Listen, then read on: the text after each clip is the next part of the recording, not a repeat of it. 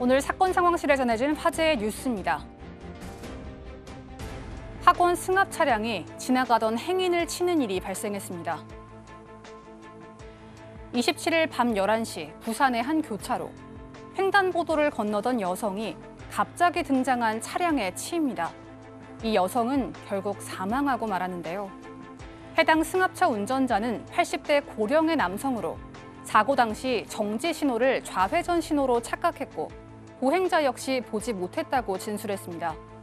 경찰은 CCTV 화면 분석 등을 통한 정확한 사고 경위를 조사하는 한편 이 사고로 고령 운전자에 대한 우려의 목소리도 커지고 있습니다.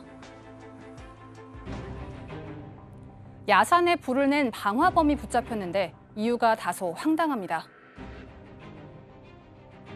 지난 3일 강원도 양구의 야산.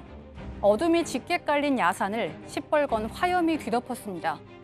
산불은 석 달 동안 4차례에 걸쳐 계속 발생했는데요. 알고 보니 불을 낸 사람은 산림부서 소속인 기간제 근로자였습니다.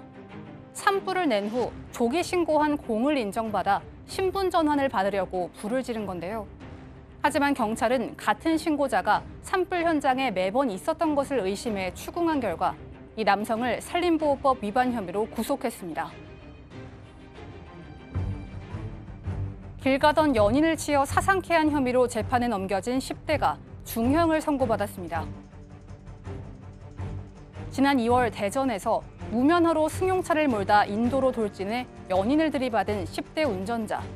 오늘 재판부는 징역 장기 5년, 단기 4년을 선고했습니다. 유족과 피해자의 정신적 치료를 위해 노력하지 않았고 유족도 엄벌을 요구하고 있다고 말했는데요. 재판부는 피고인이 과거에도 소년보호 처분을 받은 점을 고려해 소년이라고 보호 처분을 내리는 것은 관대하다며 양형 이유를 덧붙였습니다. 도난당했던 문화재들이 25년 만에 다시 회수됐습니다.